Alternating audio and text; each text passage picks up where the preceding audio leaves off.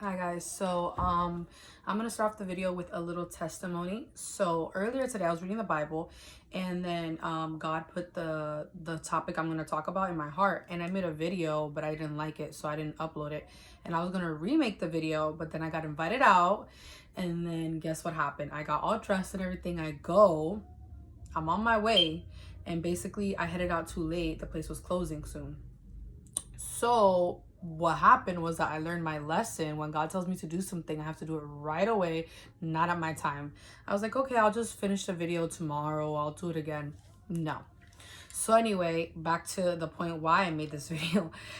So I want to talk about First Samuel chapter 4. I'm not going to read the words. I'm not going to go into depth with what exactly happened. I'm just going to give you guys a summary. The Israelites, God's people, they went into a war and they went to go battle the Philistines. And when they went to war, they didn't pray, they didn't address a prophet, they didn't speak to nobody about it.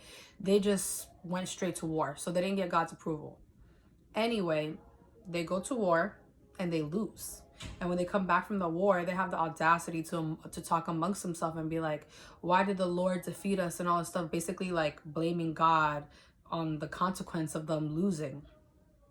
And then on top of that, they go ahead and say, you know what we're going to do? Still not addressing God. We're going to go and take the ark with us to our next battle. And the ark was where the Holy Spirit used to dwell in the Old Testament. Now, obviously, the Holy Spirit dwells inside of us and etc. But they go take the ark to the next battle. And guess what happens? The Philistines defeat them again and steal the ark. So they take the Holy Spirit with them. They take God with them. And they had to, there was 7 months past, and then they got the ark back and all that stuff. The point of this story was that when I was reading this, the Holy Spirit put it in my heart. That's what we do. We take steps in our lives without God. We make big decisions, like a war, a battle is a huge decision, and they didn't ask for any permission. We take big decisions, going and picking a career, dating somebody, becoming super close friends with someone, getting a new job, moving. We take these big decisions in life, and we don't ask God for any approval to see if it's His will, if it's part of His plan for our lives. We don't ask God for nothing. And then what happens? When things turn up and get really nasty, we beg God to help us out. And then not only that, but we beg God to help us out. And at times we also ask God to make it work.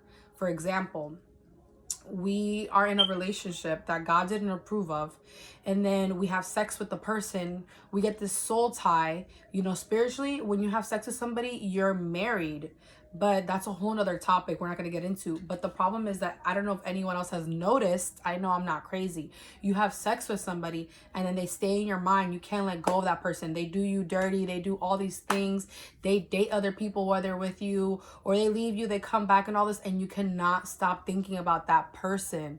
And then you ask God to please make it work. Please make it work. Please, please, God, change this person, all this stuff. God, please help me, provide for me in this place that you told me not to move. God, like, we just try to shove God into our situation. The funny thing is that 7 months later, the Israelites got the ark back. So God always works. Maybe He works at your favor, maybe He does not. But the lesson that I want you guys to take away from this is to ask God for permission. Because if you ask God for permission for every step of your life, every major step, like even the small steps, but if you ask God for permission, He will help you and He will guide you and protect you from bumping your head, from breaking your heart, from just being miserable and crying and all these tears and stuff, you know. And He's gonna help protect you. He's gonna give you peace. He's gonna give you joy. So I think it's so important for us to ask God for permission before we take these steps without His permission. So yeah, I just wanted to talk to you guys about that. I love you guys, and next time God tugs on me to make a video, I'll make it right away, because look what happened. I'm still home. So bye guys, God bless.